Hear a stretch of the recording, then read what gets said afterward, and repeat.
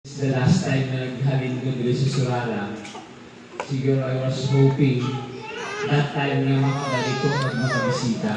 But of course, there are so many circumstances sa mga experiensya sa ministeryo na wala din ko nakapauli. Pero karoon yung kagabi yun,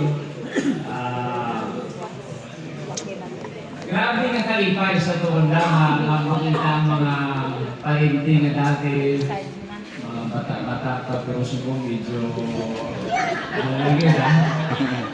Isa medyo puting lang po. Pero baka rin ako, di ba? Nagkapalayan sa pag-alagal sa dito. Siguro for the past 17 years, Tagalog ang istorya nito eh. So, nasanay ko sa wari, Tagalog, ampok Tagalog, isang ng istorya, Tagalog na lang. And when I was actually informed na mabalik ko sa Zamboanga Peninsula, hindi ko mag-istorya naman from Tagalog to Cebuano. Okay, so, dito na bundayan ko from Tagalog. Tapos sa Cebuano, tapos hindi ko magbalik ko balik sa Surala, Ilonggo. So medyo doon na bundayan ko doon kay nasanay ng hindang istorya. Tagalog, okay, most of the time. But the first time I preached a sermon when I was in Cavite Mission. Nag-mission ko magambal sa Tagalog from Ilonggo. So, bisan ano ko pa Tagalog, grabe ko buday mag-Tagalog from Ilonggo.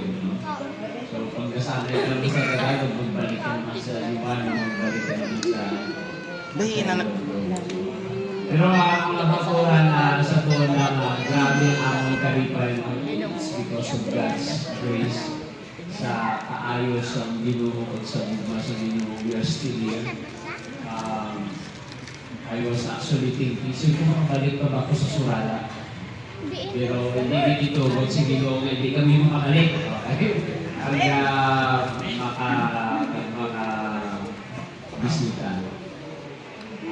17 years ago, it was actually May 2009. May 2009, since naghalin ko dito sa Surala.